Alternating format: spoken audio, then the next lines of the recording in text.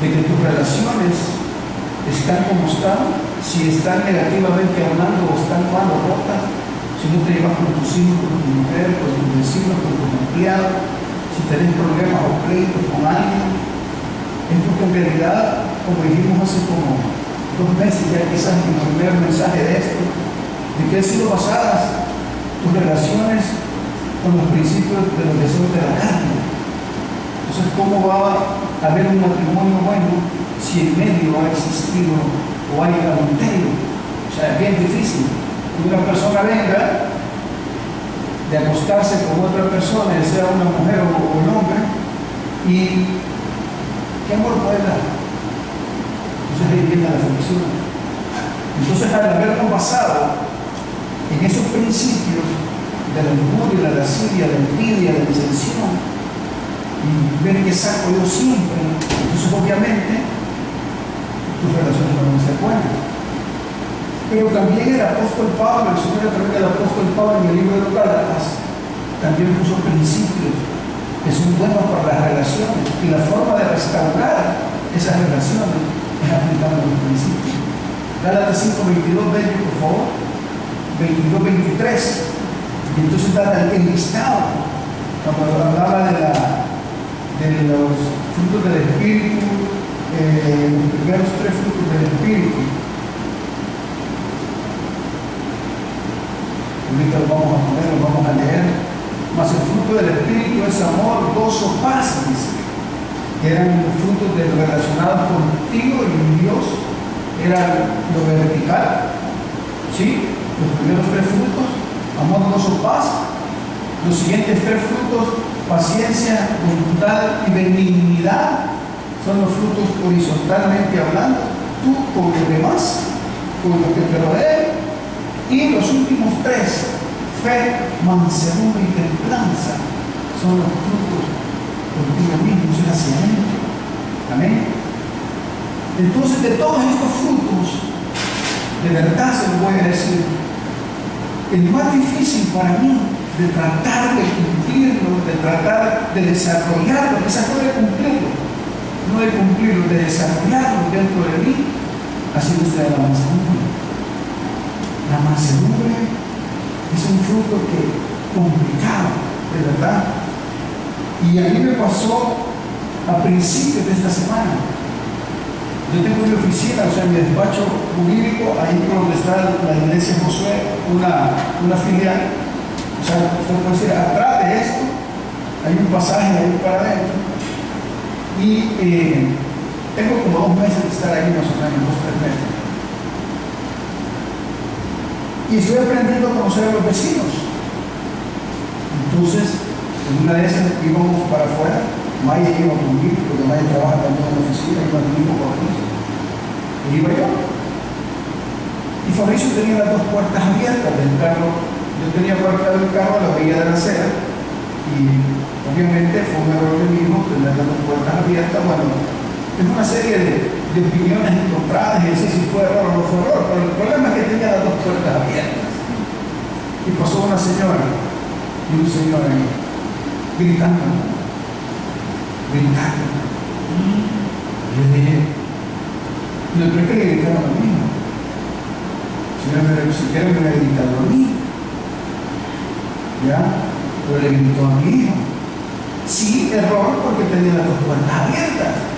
Pero no es para que me gritaran. ¿Ya? Entonces vine yo, como estaba empezando con la semana de la mansedumbre, porque yo una semana adelantado de ustedes, porque tengo que vivirla toda la semana para poder venir a predicarle. Nos metimos, ellos estaban parqueando en su casa. Yo tengo que dar la vuelta así por la casa de ellos para atrás y volver a salir por el pasaje donde entramos. Y se baja el señor y la señora con unas miradas más. Como esas miradas, se ha fijado uno que tiene uno que vuelve a ver y pulverizan las cosas. Entonces me quedo viendo así y yo le salí bien espiritual y comiendo más. Y me le quedo viendo. Perdonen, hermano, pero es cierto, porque yo no he llegado a la plenitud de la estatura del varón perfecto todavía. No comparto los principios que hay Hay iglesias que dicen que los pastores son santos. Yo no soy un santo. Redimido sí, santificado por la sangre de mi Cristo. Pero sí todavía estoy luchando de verdad, de todo corazón. Pero sí, yo al final cometí un error. Porque la persona, yo le di más. O sea, le eché más leña al fuego. Y empezando la semana con la segunda. Y no solo llegó ahí, a mí me dio ganas de bajarme. De verdad, hermano, ganas de bajarme y decirle, bueno, ¿y qué pasó? Ya. Pero gracias a Dios no lo hice. Pero sí cometí el error de quedarme en el tiempo también. O sea, yo accedí a esa provocación. Entonces yo decía, Señor, y el Señor trató conmigo toda esa semana, pero fueron los primeros 3 días, todo el lunes, todo el martes y todo el miércoles, eso fue peor. Porque el Espíritu Santo empezó a redarguir en mi corazón y a decirme, a señalarme, el Espíritu de la mansedumbre se trata de manso, ¿sí? Desarrollar ese principio de la mansedumbre. Lo que pasa es que yo lo confundí, como dice, bondad, fe, mansedumbre. Yo lo confundí ese principio con debilidad, con inferioridad y con cobardía. Entonces, porque yo decía, pues si usted se me quedó viendo y yo me quedo callado, él va a creer que no soy cobarde. ¿Está quiero? Entonces, todos esos conceptos que no son lo que Dios quiere, o sea, que no describen la mansedumbre como la cobardía. Yo me sentí que si yo no lo volvía a ver o no hacía algo, iba a quedar quizás avergonzado delante de mi hijo. Pero esa es la locura que uno mismo siente cuando se halla en situaciones como esa. ¿Ya? Entonces, hubieron muchas ideas encontradas de lo que el Señor me explicó antes de que yo lo leyera, lo que no era la mansedumbre. El Señor me decía después, porque gracias a Dios yo vi, pero me fui. O sea, vi la barra en mi carro y me fui. Y dice que el Señor se quedó gritando todavía. ¿Ya? Después me contaban los empleados, imagínense, que estaba gritando así, ¿para qué dejar las puertas abiertas? Y, que no sé, y eso que sin hablar, solo con una mirada.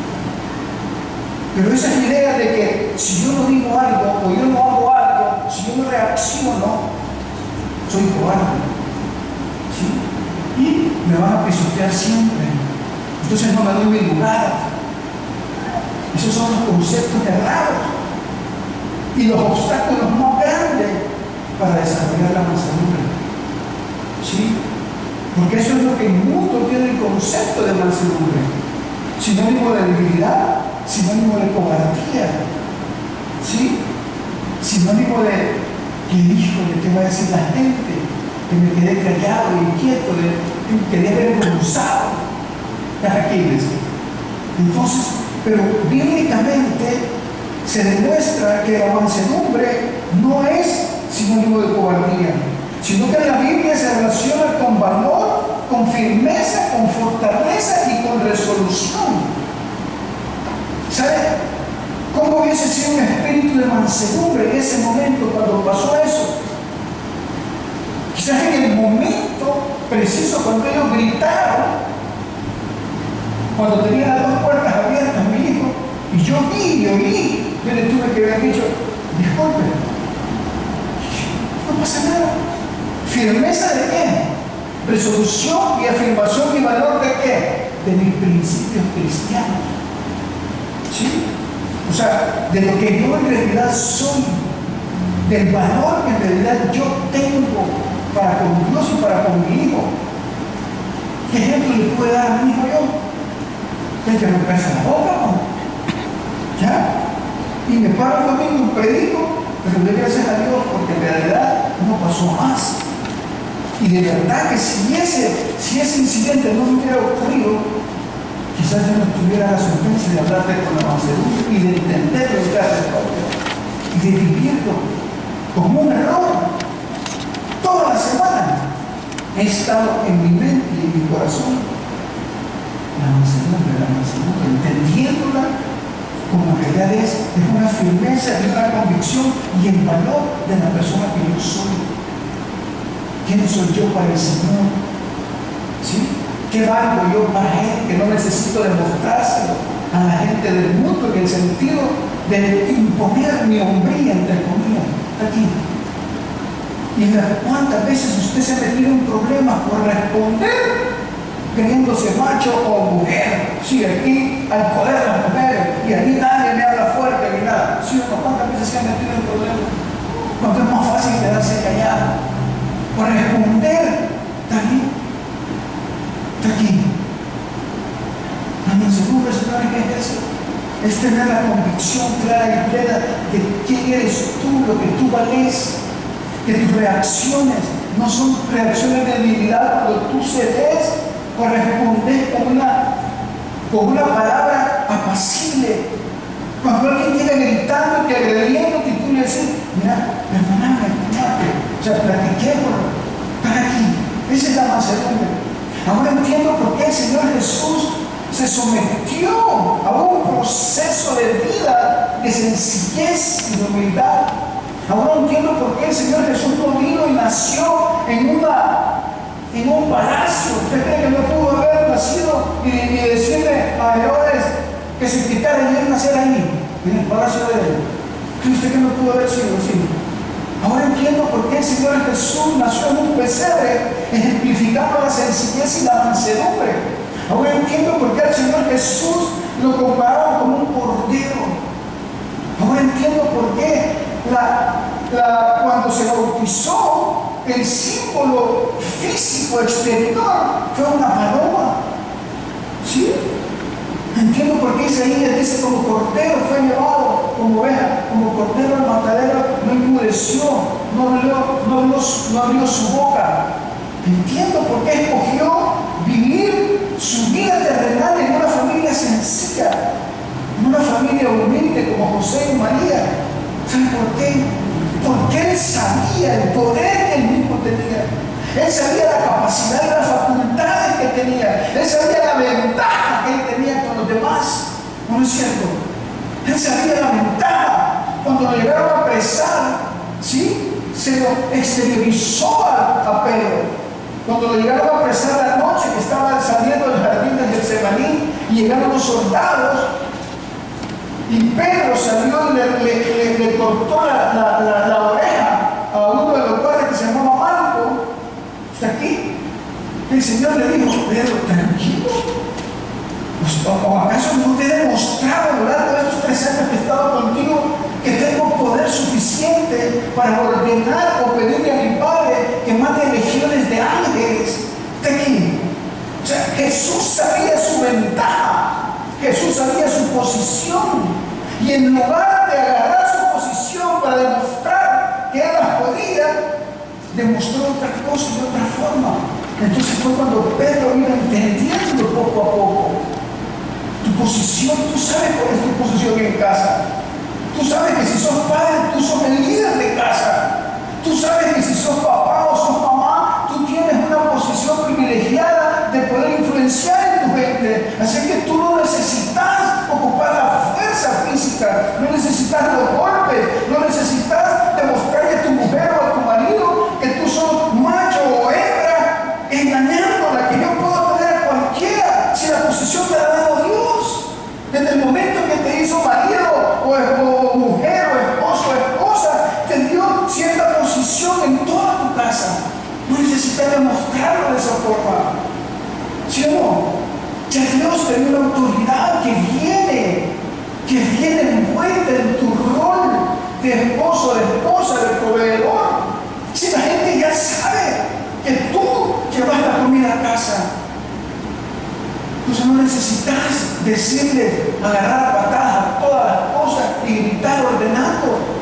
Yo estoy parado. Entonces el espíritu de mansedumbre es ocupar esa posición que tú tienes y que la gente sabe que tienes, ocupándola para el servicio de los demás, no imponiendo, sino que ganando el cariño y el amor. Ese es el amor Jesús del respeto de todos.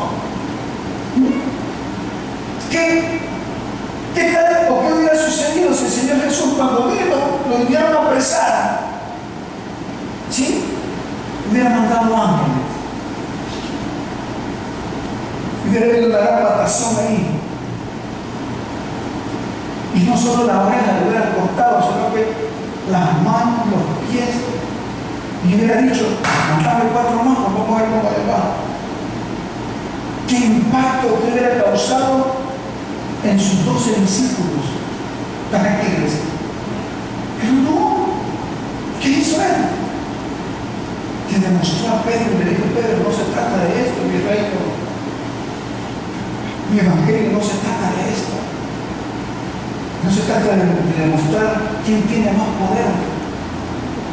Se trata de demostrar quién tiene más control y cómo ejerce el poder. Porque si dice la palabra de Dios, toda autoridad que sea me ha sido dada en el cielo y en la tierra. Sí, es cierto. Toda autoridad me ha sido dada en el cielo y en la tierra. Entonces le demostró a los discípulos que la mansedumbre no se trata de demostrar exteriormente el poderío que tú tienes. Yo soy un hijo de Dios. Como soy un hijo de Dios, te vas al infierno, pecador desgraciado, incircunciso. Hombre, al contrario, el espíritu de mansedumbre es decirle: hey, hay una oportunidad todavía para tu vida, y la oportunidad se llama Jesucristo. Yo tengo que pedirle a Dios de ver cómo me permite, y esa es mi oración hacia esta semana, cómo vuelve a haber un encuentro con esta gente. Yo no me acuerdo de su cara, pero cómo vuelve a haber un encuentro y poder yo servirle y demostrarle, gracias a Dios que no sabe que soy pastor quizás, y si se diera cuenta, lógicamente, si para ser cristiano como este, ¿para qué va? Y eso que es sin hablar, hermano. Y ahora si me hubiera bajado y me hubiera hablado, me hubiéramos ahorrado patar y esas presos se hubiera después. O en el hospital, no sé. O quizás ya fue el novenario mío. ¿En serio? Entonces la mansedumbre es demostrar apaciblemente y no es debilidad. Porque el Señor Jesús, cuando dice: yo creo, Señor, dame tu carácter. Hasta una canción creo que hay que avance, el carácter de Jesús, no me acuerdo. Pero el Señor Jesús era firme, ¿o no? Cuando el Señor Jesús tocaba hablar y defender y confrontar, y no lo hacía con amor muchas veces. Porque si tú te ves a alguien que está confrontando y quiere reconocer en público, el Señor Jesús, cuando enfrentaba a los fariseos algunas veces, en la Biblia no se puede ver el tono, pero puede sentir el tono, ¿sí? Porque la lectura no es diferente a tu expresión física o tu expresión oral. Tú escribís y en lo más que puedes asemejar a los demás es poniéndole signos de interrogación o de admiración. Entonces los signos de admiración puede ser como algo que exalta, pero la palabra de Dios no se ve si Jesús le gritó o no le gritó a los fariseos. Lo que sí se puede deducir es que cuando el Señor Jesús tenía que confrontar a los fariseos con las palabras que les decía: miren, ustedes limpian solo la parte de afuera de la taza y del plato, pero no la limpian de adentro. O sea, para confrontar a alguien así, hay que tener debilidad o sentirse inferior. No, hay que tener firmeza y determinación. Yo por eso no le pido el carácter de Jesús, porque no tengo quizás muchas veces el valor de enfrentar, como él me tuve que haber enfrentado de una manera diferente, o ser firme muchas veces cuando hay problemas con otras personas. Entonces me escondo en la debilidad, porque esa sí es una debilidad. Me escondo en la debilidad de decir: es que no voy a hablar con él o con ella porque se puede complicar más las cosas. Esa sí es una debilidad, porque los problemas hay que confrontarlos, pero con mansedumbre, con control. ¿Para qué iglesia? Entonces el Señor Jesús, eso es lo que hacía, eso es lo que enseñó. Por eso repito, La mansedumbre es uno de los frutos que a mí en particular más me cuesta y me está costando desarrollar. Yo voy a terminar el otro domingo esto, pero le digo que la mansedumbre quizás es el fruto que nunca en mi vida se me va a olvidar. Nunca. Por lo difícil que es desarrollarlo. Pero quizás hay tres ideas principales de la mansedumbre. Primero, la sumisión a la voluntad de Dios. Quizás con tres principios podemos ejemplificar la mansedumbre. Una idea de la mansedumbre y un principio para desarrollarla es la sumisión a la voluntad de Dios. La mansedumbre es sumisión. Otro principio es de la mansedumbre, para ponerlo en práctica, es ser educable. ¿Sí? Es ser educable. Y el tercer principio que podríamos tomar en cuenta para desarrollar la mansedumbre en nuestra vida es ser considerado. Son tres cosas. Mire, la sumisión a la voluntad de Dios en Mateo 11:29. Por favor, vean su Biblia, Mateo 11:29. Si lo podría ver, por favor, el Evangelio se usa en Mateo capítulo 11, versículo 29. 11:29.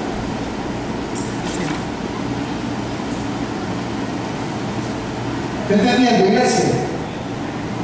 Dice el Señor: llevad mi yugo sobre vosotros y aprended de mí, que soy manso y humilde de corazón, y haréis descanso para vuestras almas. Mire, después de ese incidente, mi alma estuvo en angustia, en dos sentidos. En una angustia espiritual yo no tuve descanso. Mi alma, donde están agregados los sentimientos, el temor, el desquite, yo no tuve paz. Hasta como los 3 días empecé a tener paz. Tuve angustia de cuál era el impacto que causé en mi hijo. El problema espiritual de que yo predicando y no puedo cumplir. O sea, no hay descanso. No hay descanso. ¿Sí? Pero mira lo que el Señor está diciendo: llevar mi yugo. Un yugo escaroso. Lo que Dios te está diciendo para simplificarte esto es que tú no debes de llevar solos tus problemas. Yugo es de dos. Yugo es de dos. Voy a tratar de hacer un ejemplo aquí para que usted me entienda. Quiero ver. Oscar, vení.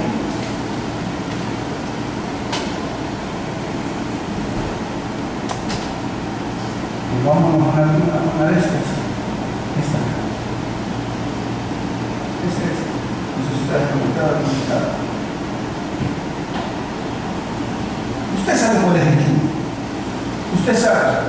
¿Ya? Y los yugos no se le ponen un caballo y una mula. Una vaca y un buey. O un buey y un burro. Bueno, no. Sino que son 2 bueyes. Buey. Entonces lo que pasa es este aquí y el otro aquí. ¿Sí? Entonces están amarrados. De tal forma que yo puedo jalar para allá y él para allá, pero la idea del yugo es que estos dos animales caminen, bueno, sentido figurado, hermana, no vayan a tomarlo literalmente, caminen y jalen parejo. Entonces Dios está diciendo: llevad mi yugo sobre vosotros. Lo que Él está diciendo es que Él quiere estar en el desarrollo de tu vida a la par tuya siempre. ¿Ya? Él quiere que tú seas uno, que esté a un lado, y Él quiere ser el otro a tu lado. De tal modo que si tú vas por caminos escabrosos, por caminos donde hay piedras, por caminos difíciles, si tú vas cuesta arriba, si tú tienes que bajar una pendiente peligrosa, ¿ya? O si tú tienes que subir una pendiente que sea todavía más complicada, en los problemas difíciles de la vida Él quiere estar contigo, porque la carga con Él es más fácil. La carga, ¿sí? Es más fácil tu problema, porque el contexto dice Él: venid a mí todos los que estáis trabajados y cargados, y yo los haré descansar. Ese es el contexto. Si usted lee esa porción bíblica, lea todo el capítulo, usted va a ver ese contexto. Entonces significa que Él quiere caminar a la par tuya. ¿Sí? Él quiere, donde vos vayas, caminar a la par tuya. Pero es echarte a la par tu problema. Decirle, Señor, ven y caminar conmigo. Pesa muchas veces, pero con Él es más ligero el problema. ¿Ya? Con Él es más fácil el problema. Tú no podrías cambiar la vida de tu marido, pero si vos vas a la par de él, tu problema económico y de decir, si los dos van juntos, hay un diálogo, los animales porque no hablan. ¿Ya? Pero yo necesito a alguien igual que yo a la par. Imagínense si fuera un burro aquí. ¿Ah? Y un buey al otro lado, el burro es terco, necio. Si por eso le dicen burro. Un burro cuando se sienta en un lugar, ya no levanta, aunque el otro quiera caminar. ¿O no? Ya, y a veces nos ponemos así de esa forma. Jesús está queriendo a la par de nosotros, diciéndole, mira, conmigo es más fácil la vida. Conmigo la oración no te doy paz. ¿Sí? Entonces lo único que te pido es someterte a mi voluntad. ¿Y cuál es mi voluntad? ¿Ah? Catalina, tu mujer, si yo no te he mandado a que entendas y comprendas a tu mujer, yo no te he mandado a eso, te he mandado a que la ames, nada más. Está aquí. A que eduques a tus hijos, ese es el diálogo, que seas correcto en la finanza, que diezmes, que hagas todo. Ese es el punto. Que cuando él se sienta cargado y cansado, hablar del yugo del Señor y los ejemplos de él, y vamos a aplicarlo en la vida. Pesa, lo que pesa. Aquí te pesa. Amén. Bueno. Ella me va a buscar.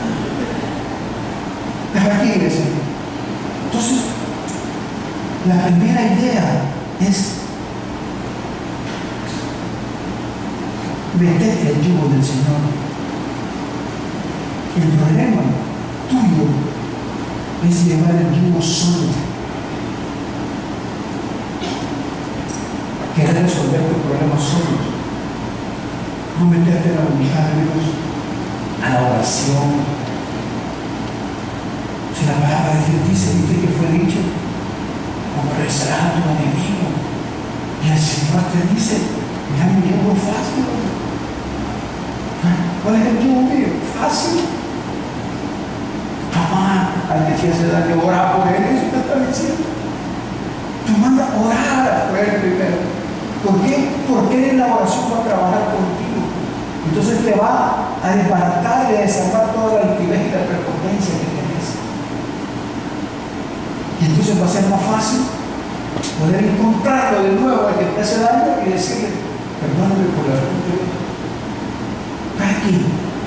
Pero tenés que meterte en el yugo del Señor, tenés que echarte al lomo, tenés que decirle, Señor, y que me rompa y que me amarre bien la boca y yo voy contigo. Y el yugo es para abajo, sumisión a la voluntad de Dios, literalmente, sumisión a sus mandamientos. Eso significa la mansedumbre.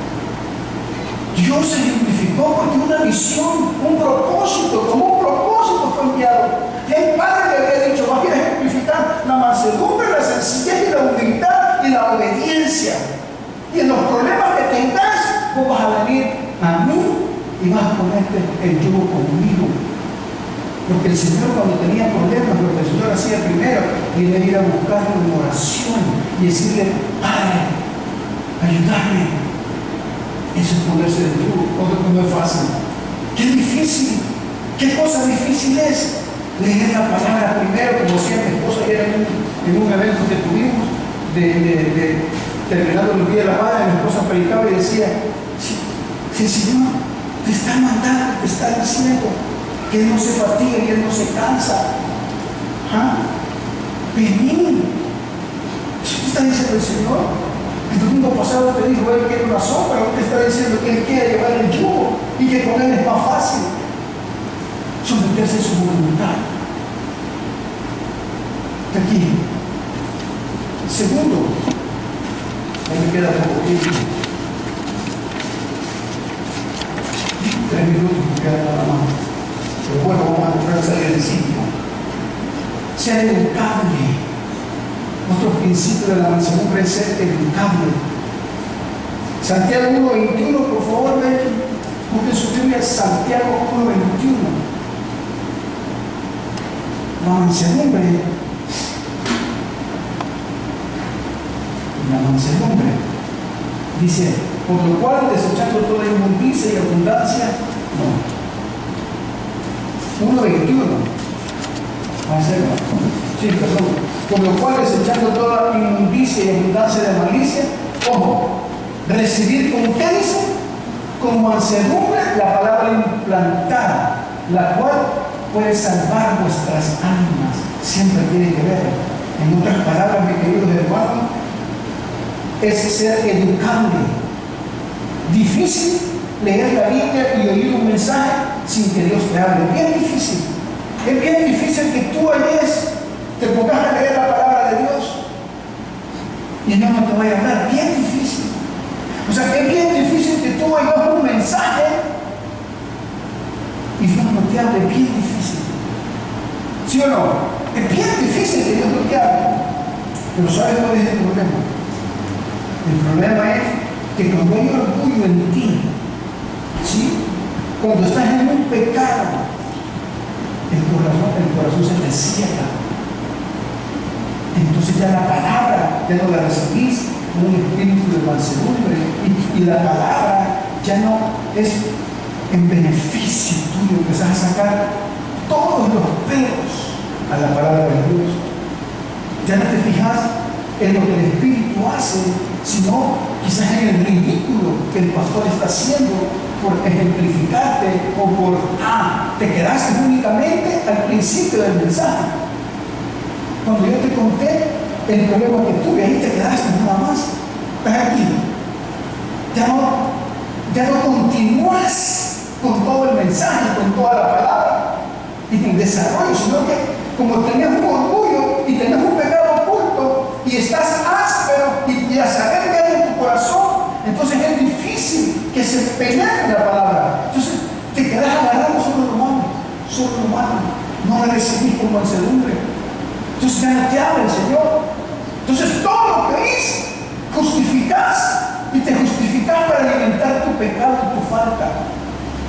No, es que confirmo que Dios me tiene aquí. No, confirmo que no son la mujer mía. No, confirmo que no son el marido. Porque agarrás solo una parte. Sí, no, confirmo que esa no es la iglesia, porque el pastor es muy bravo. No. ¿Por qué? Porque en tu corazón hay altivez y orgullo. Entonces no sos educable a través de la palabra de Dios. Entonces no recibís la palabra con mansedumbre. Estás aquí. Y así pasa en tu casa. Y así pasa en todos lados donde estás. Por lo que andas cargando en tu interior, todo se complica. Y por último, cuando damos gloria a Dios, que ya por último, un sinónimo, un principio, un desarrollo práctico de la mansedumbre es ser considerado.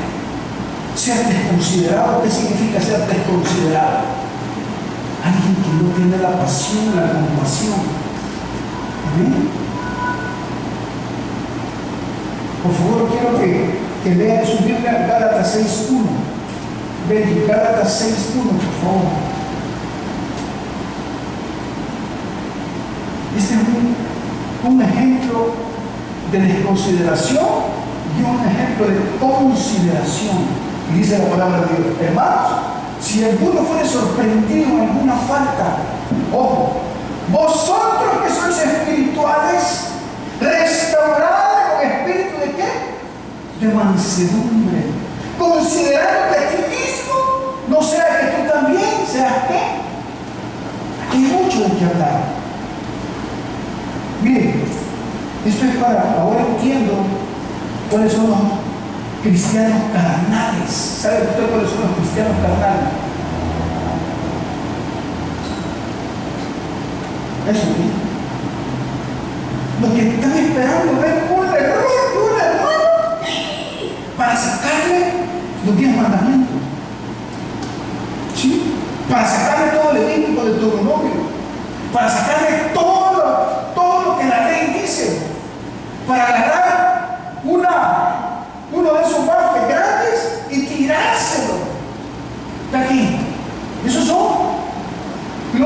¿Cómo le dije hasta se me olvidó el nombre? ¿Lo notó usted? Los cristianos carnales.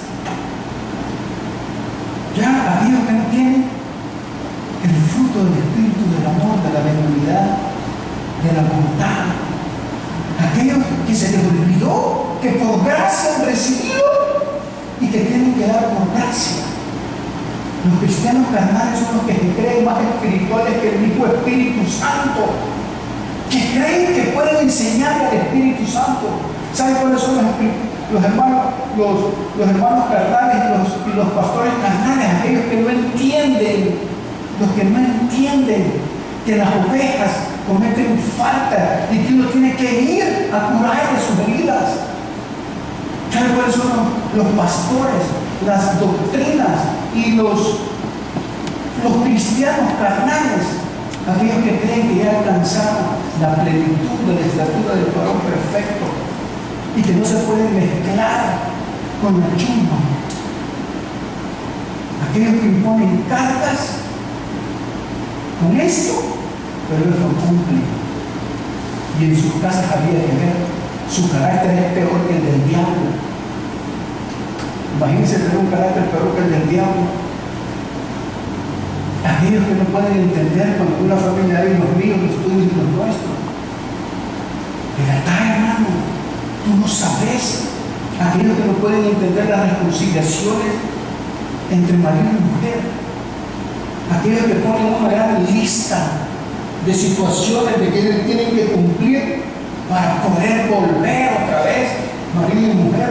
Los que se les ha olvidado que el Espíritu Santo restaura de un momento a otro, que el poder de Dios es tal que te transforma de un día para otro, de una hora para otro. Yo por eso le doy gracias a Dios, de verdad. Le doy gracias a Dios que fui drogo, que fui loco, que viví monte, que blasfemé, de verdad. ¿Saben por qué? Porque tengo más misericordia para la gente. Y ahora puedo entender. Yo sé lo que es vivir los tuyos, los míos y los nuestros. Yo lo sé. En mi ignorancia, antes de ser cristiano, yo me casé de 20 años. Imagínense, mi papá pidió permiso, pero para otro es blasfemia. Sí, hermano, para otro es blasfemia. Para otro yo no soy apto para ser cristiano. Quisiera ver la vida de ellos. Y uno por uno quisiera verlo. Primero, que tengan el valor de tener una iglesia como esta. Primero, que tengan el valor de aceptar al Señor y decirle: yo me responsabilizo. Tengo un llamado que yo tengo. Pero ¿saben por qué? Esa era una culpa que yo tenía en mi corazón. Señor, decía, tengo 20 años, tenía yo. Si yo está fumando en la Biblia, pues, perdón, hermano, cuando tenía 15 años. O sea, Señor, si soy, hasta ya agarraba esto y lo ocupaba para cosas que no eran. Está aquí. Pero el Señor me decía: si no hubieras pasado por eso, no hubieras comprendido el futuro que viene para la iglesia. Yo no estoy diciendo aquí vive divorcio y son todos hispanos, no estoy diciendo eso. Yo estoy diciendo que si tú tenés a gente bajo tu responsabilidad, tú tenés que entenderlos. Porque los cristianos carnales son tan cerrados que ni siquiera el Espíritu Santo le dan chance. Porque ves que sos infalible, que no puedes tener un problema también. Así lo decís. No sabes que tú caigas también. ¡Caiga, hermana! ¿Cómo grita el hermano? Usted tiene en su casa. Ya le hablaste del Señor. Ya lo buscaste para restaurar el amor. Tranquilos. Sean seguros. Por eso es peligrosísimo. Peligrosísimo no ser considerado. ¿Sabes por qué? Porque no te das cuenta de la vida que tienes y si estás preguntándote la paja de Dios. Así es el Señor en los evangelios. Eso dijo Jesús. Vos ves la paja de tu hermano, pero no ves la vida que tenés vos. Y esperando un error. Un error. No es que mi mujer me la va a pagar, un error de ese que ya viste y de salir, pero tus hijos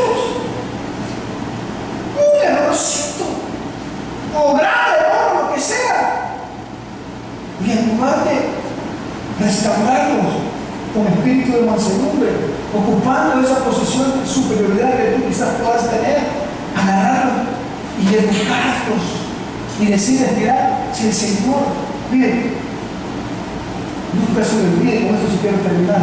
Hace años, al principio de la fase central, estaba el padre del pastor Carrara, y pasó ahí una cosa. Uno de los diáconos, no está aquí, gracias a Dios, el grupo de Dios, le fue infiel a su mujer.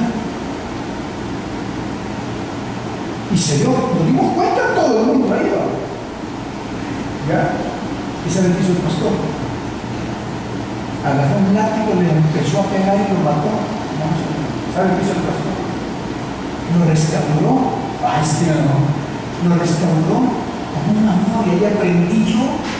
Ahí me quedo grabado en los 17 años que trabajé con él, a la par. Esa fue la primera lección que mi pastor me dio. Yo decía, ¿y aquí qué voy a hacer los hombres? Y como abogado formado, se está todo el mundo, si aquí le toca, te vas. ¿Ya? ¿Sabe qué hizo el pastor? Lo invitó a su privilegio, lo llamó, lo curó su herida, se la vendó, ¿sí? Le dio ánimo, llamó a su esposa, restauró la herida que tenía a través de la oración y de los consejos, y la gente confía en Dios otra vez. Restaurando con el espíritu de mansedumbre. Eso tiene que ser en tu casa.